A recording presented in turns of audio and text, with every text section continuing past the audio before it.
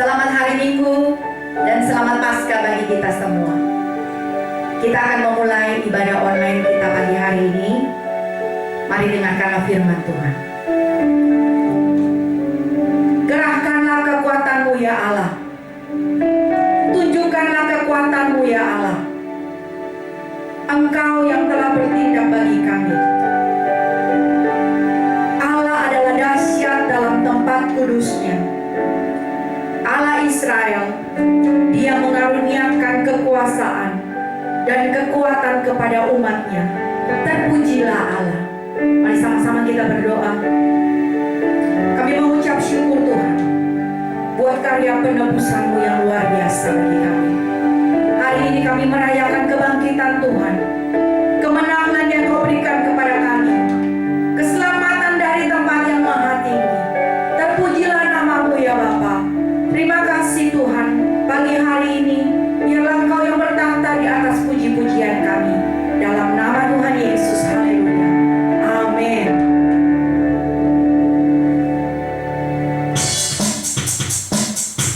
Mari sama-sama saya mengundang kita bangkit berdiri. Kita memuji Tuhan Allah kita yang dahsyat. Amin.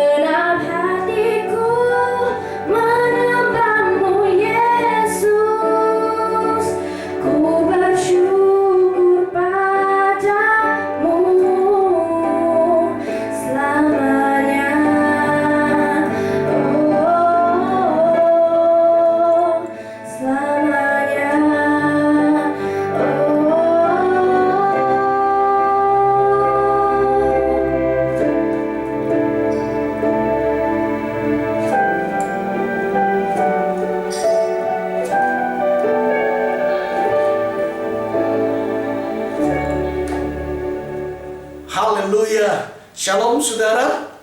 Kita bersuka cita hari ini karena Yesus sudah bangkit dari antara orang mati. Karena Yesus hidup, ada hari esok. Kita tidak akan gentar menghadapi apapun karena kita tahu Dia pegang hari esok. Haleluya saudara.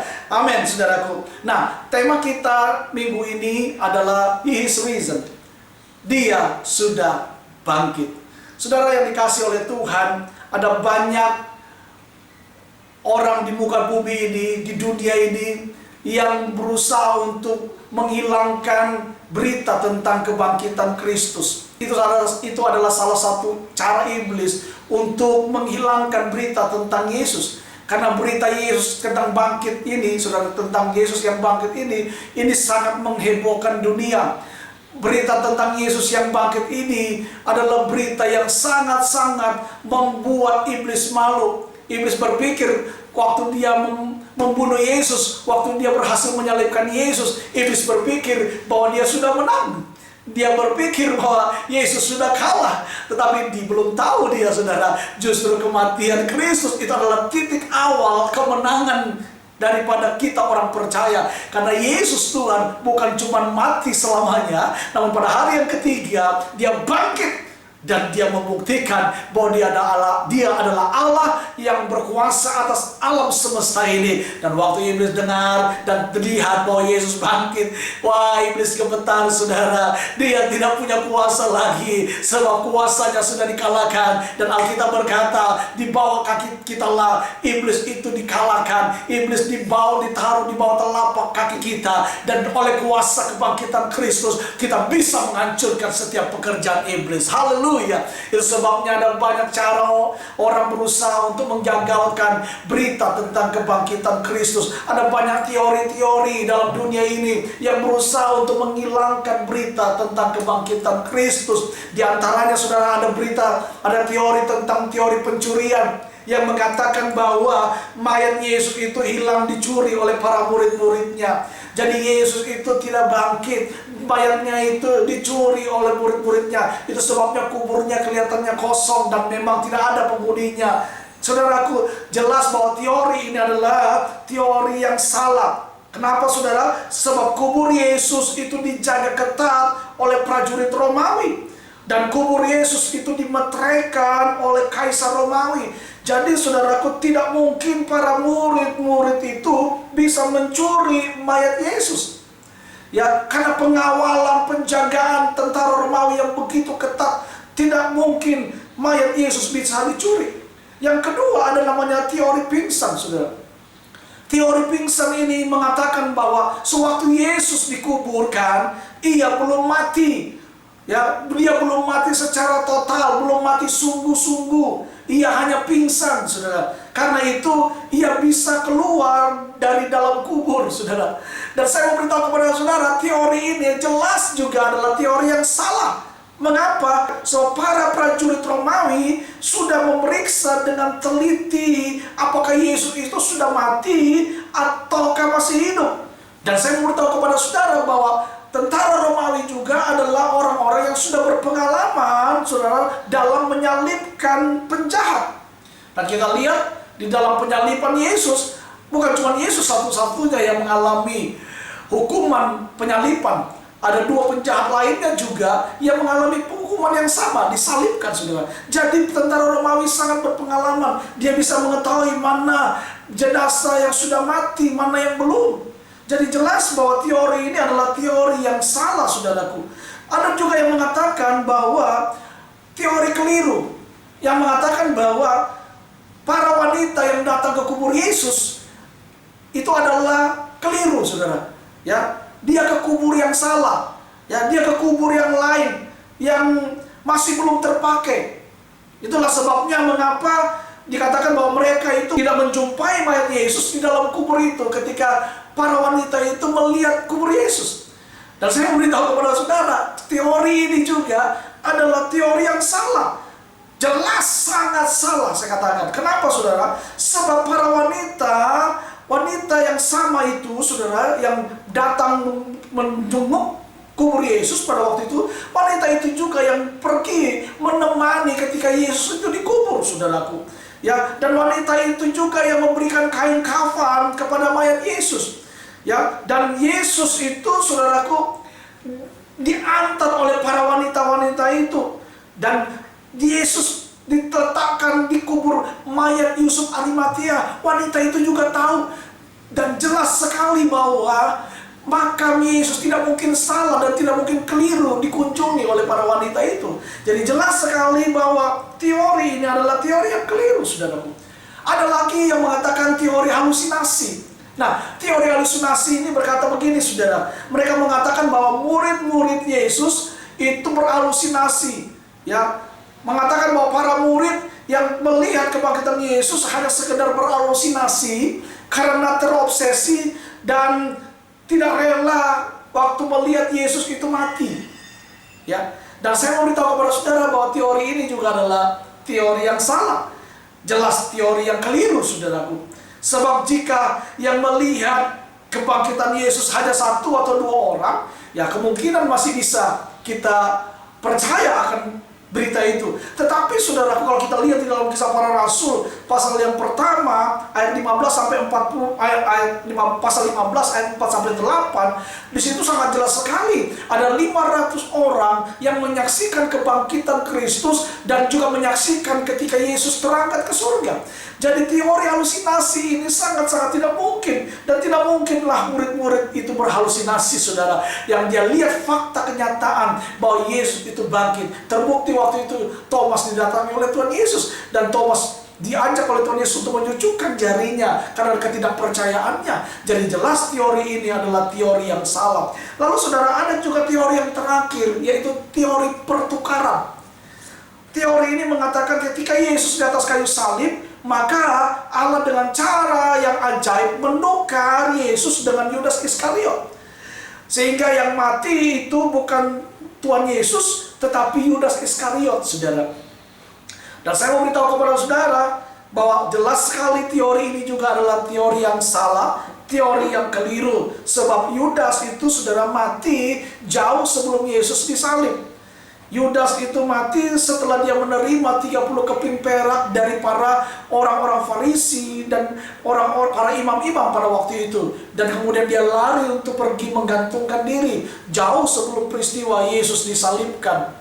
Dan saudaraku, sangat jelas sekali kalau mau dibilang ini adalah teori pertukaran, tidak mungkin tentara Romawi dan orang Farisi bisa salah, saudara. Orang Farisi sangat tahu sekali muka daripada Yesus. Dia bisa membedakan mana muka Yesus, mana bukan Yesus. Dan tentara Romawi juga pasti sudah mengenal mana muka Yudas Iskariot, mana muka Yesus. Jadi sangat jelas bahwa teori pertukaran ini adalah teori yang salah, saudara. Dan yang kita percaya dalam Yesus Kristus adalah Yesus Tuhan itu adalah Allah yang hidup dan menang dari kematian. Dia bangkit untuk memberikan masa depan yang gemilang bagi saudara dan saya. Nah, saudara yang dikasih oleh Tuhan Yesus Kristus, kenapa Yesus bangkit? Yesus bangkit dalam hidup kita itu, saudaraku, dia memberikan banyak hal. Yang pertama, Yesus bangkit untuk memberikan sukacita yang besar bagi saudara. Matius pasal 28 ayat 1 sampai 10, saudara bisa baca nanti. Yang kedua, Yesus bangkit untuk memberikan kepastian. Dengan kebangkitannya, kita memiliki kepastian bahwa ada kehidupan. Setelah kematian, ada kebangkitan juga bagi orang yang mati di dalam Tuhan. Yang ketiga, Yesus bangkit, saudaraku, untuk memberikan iman kepada kita. Paulus berkata dalam 1 Korintus 15, sia-sialah kepercayaanmu kalau Yesus itu tidak dibangkitkan. Justru karena Yesus bangkit, kita mau percaya kepada Dia. Dan karena itulah kita beriman kepada Dia. Jadi kebangkitan Kristus itu, saudara, memberikan iman kepada kita. Yang ketiga, kebangkitan Kristus itu untuk memperbarui komitmen kita kepada Tuhan. Yohanes pasal 21, ketika para murid dan Petrus dia dalam keadaan kecewa karena melihat Yesus sudah mati. Tapi pada hari yang ketika Yesus bangkit dan menampakkan diri kepada mereka di tepi danau, dan kemudian Yesus menyediakan makan buat mereka. Dan ada perkataan yang luar biasa yang diucapkan oleh Tuhan Yesus kepada Petrus. Jikalau kau mengasihi aku, kata Tuhan Yesus. Dan ya, Petrus mengatakan, ya Tuhan, aku mengasihi Engkau. Kalau saudara baca dalam terjemahan asli atau tulisan aslinya, kata kasih di situ berbeda-beda, saudara. Bukan kasih yang seperti di dalam bahasa Indonesia, kasih cuma satu kasih. Tapi kalau dalam bahasa aslinya, itu Yesus berkata demikian, Petrus, apakah engkau agape kepadaku? Nah, jadi Tuhan itu meminta Petrus mengasihi Yesus, mengasihi Tuhan dengan kasih daripada Allah. Kasih yang Allah berikan itu. Tapi Petrus sadar karena dia pernah menyangkal Yesus, dia tahu bahwa dia tidak mungkin bisa mengasihi Tuhan dengan kasih yang tulus, kasih yang sempurna, kasih yang tanpa pamrih yang Yesus harapkan. Itu sebabnya dalam bahasa asli dia katakan, ya Tuhan, engkau tahu aku filia kepada engkau. Dia tidak jawab bahwa dia mengasihi dengan kasih agape, tapi kasih filia, kasih seperti keluarga, kasih dalam sebagai keluarga Allah. Cuma terbatas sampai itu.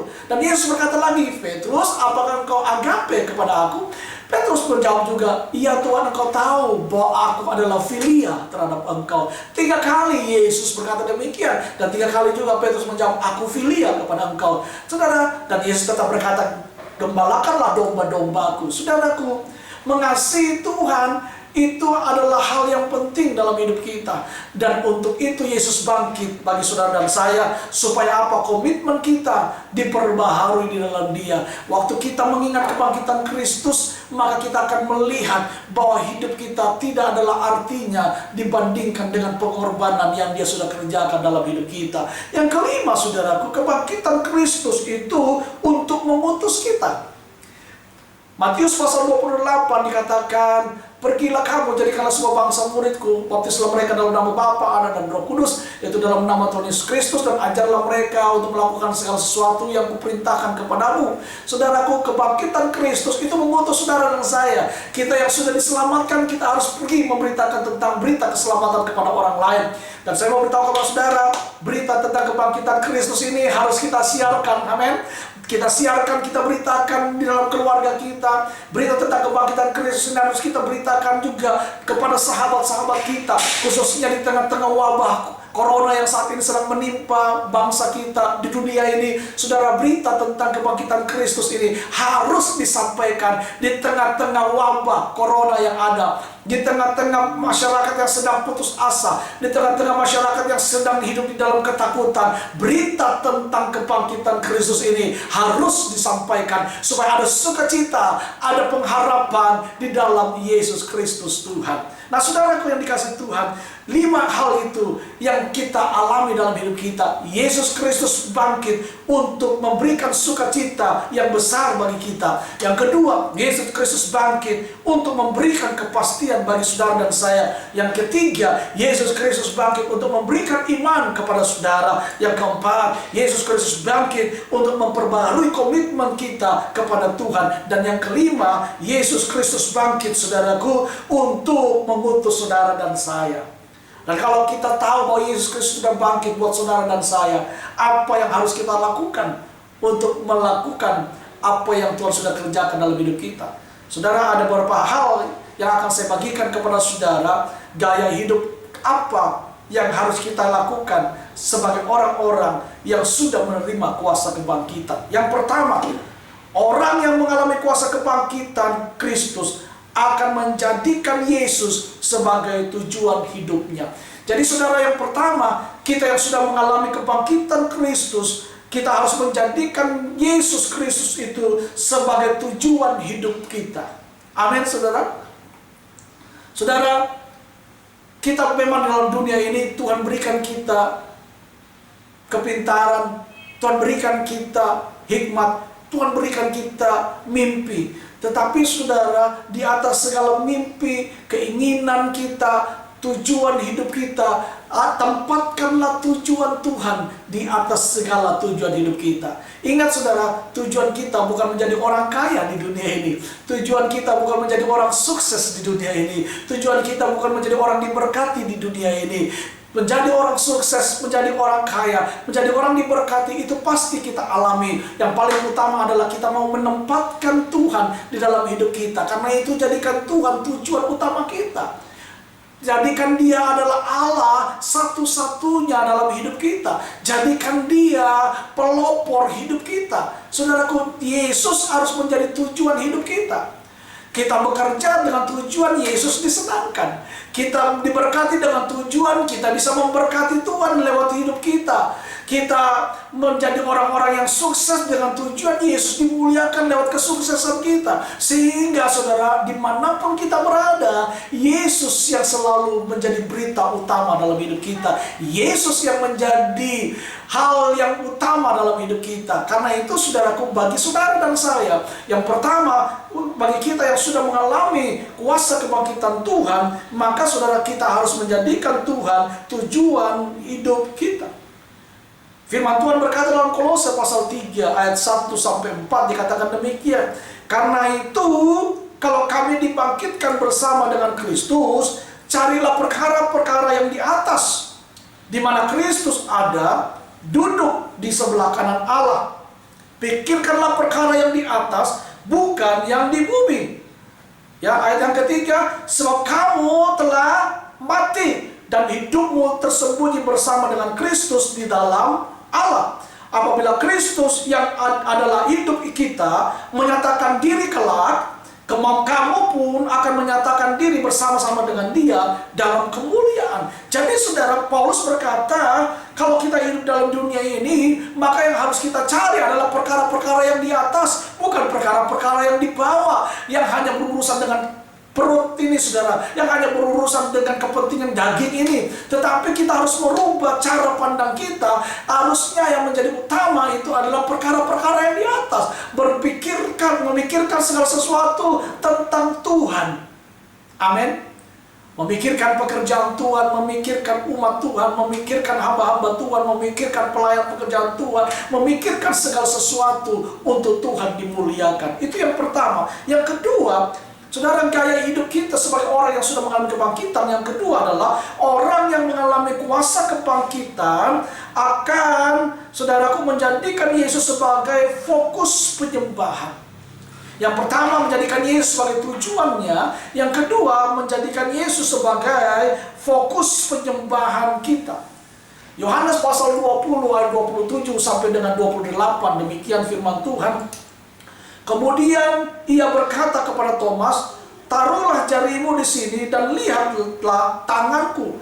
Ulurkanlah tanganmu dan cucuklah ke dalam lambungku, dan janganlah engkau tidak percaya lagi, melainkan percayalah. Thomas menjawab dia, iya Tuhanku dan Allahku. Saudara, orang yang sudah mengalami kebangkitan Kristus, maka yang kedua, saudara, kita harus menjadikan Yesus itu sebagai fokus penyembahan kita. Bukan lagi ketakutan kita yang menjadi dominan dalam hidup kita. Bukan lagi benda yang menjadi kebanggaan kita, hobi kita. Tetapi Yesus Kristuslah yang harus menjadi fokus penyembahan kita. Saudara, ingat bahwa Allah sedang mencari orang-orang yang mau menyembah Dia di dalam roh dan kebenaran. Dan siapa yang saudara sembah, saudara akan menjadi sama dengan orang itu. Kalau saudara menyembah dunia ini, saudara akan menjadi orang yang cinta dunia. Kalau saudara menyembah uang, maka saudara menjadi hamba uang.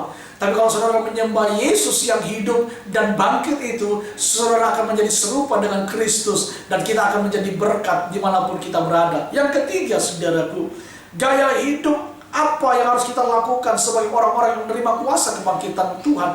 Yang ketiga, orang yang mengalami kuasa kebangkitan akan menjadikan Yesus sebagai pusat pengharapan.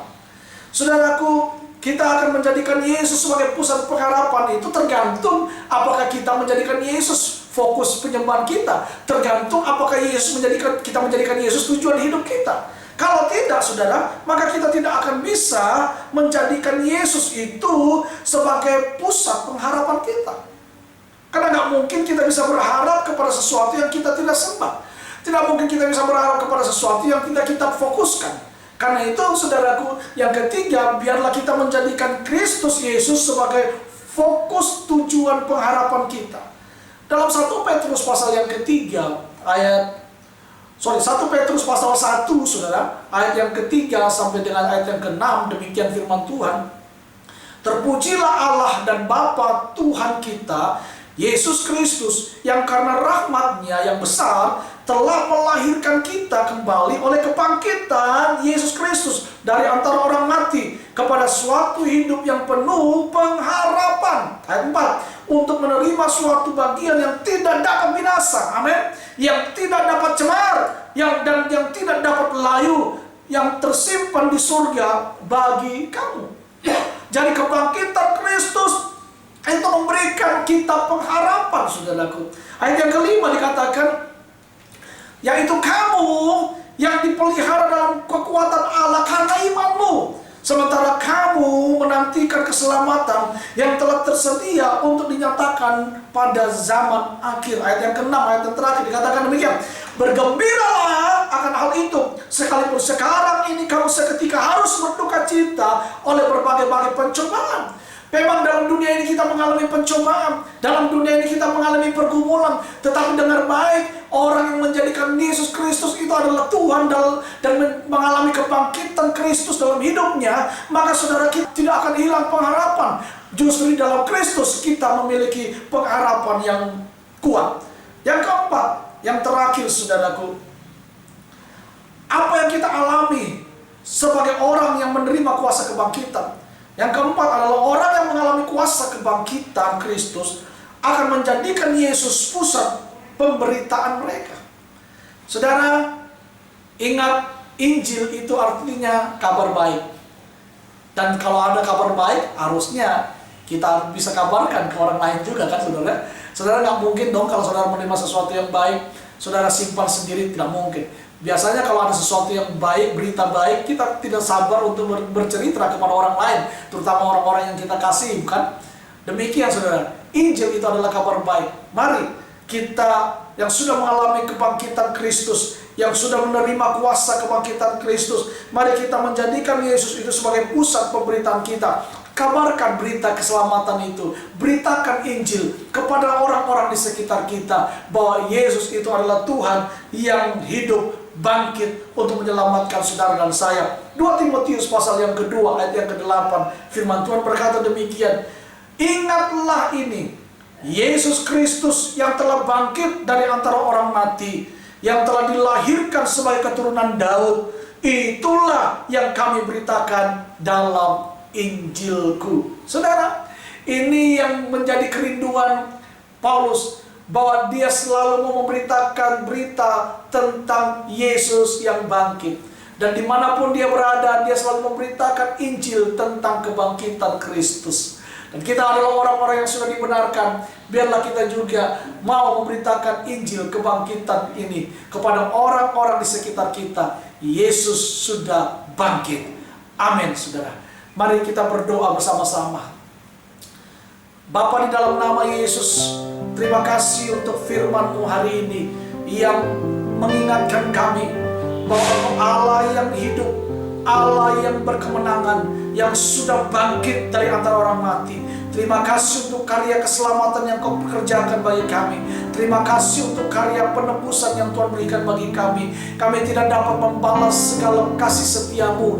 Hanya kami bisa melakukan apa yang kami bisa lakukan sesuai dengan kehendak Tuhan. Mempersembahkan hidup kami, menjadikan hidup kami berkat bagi orang lain. Biarlah kami dalam hidup ini menjadikan Tuhan tujuan hidup kami, menjadikan Tuhan fokus penyembahan kami, menjadikan Tuhan fokus pengharapan kami, menjadikan Tuhan adalah fokus pemberitaan Injil kami. Karena kami tahu waktu kami menjadi berkat bagi orang lain, maka Kristus pun juga akan diberitakan kemanapun Tuhan. Terima kasih Bapa, Hamba-Mu sudah berhenti berbicara, tapi aku percaya Engkau Allah yang tidak pernah berhenti. Engkau akan terus bekerja dalam hidup kami masing-masing, mendatangkan berkat bagi kami. Hamba berdoa kalau ada jemaat-Mu yang hari-hari ini mungkin dalam keadaan tubuh yang lemah, mereka sakit, di dalam nama Yesus, oleh bilur-bilur-Mu Engkau menyembuhkan mereka. Yang sakit Tuhan sembuhkan, yang lemah Tuhan kuatkan. Kami percaya kuasa kebangkitan Kristus itu sudah kami terima. Kami adalah orang-orang yang menang, bahkan kami adalah orang-orang yang lebih lebih daripada pemenang. Sebab firman berkata, jika Allah di pihak kami, siapakah yang dapat melawan kami? Tidak ada. Kristus Yesus ada bersama kami. Kami cakap melakukan segala perkara. Di dalam nama Yesus kami berdoa. Haleluya. Amin.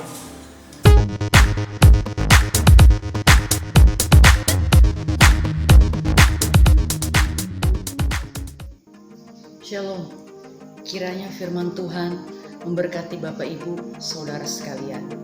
Baik, saya akan memberikan info pengumuman sepekan sepanjang minggu ini.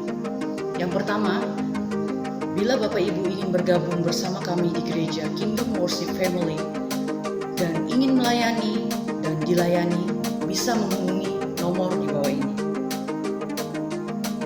Informasi yang kedua, bila Bapak Ibu Saudara ingin memberikan persembahan atau persepuluhan, bisa mentransfernya juga di nomor rekening berikut ini.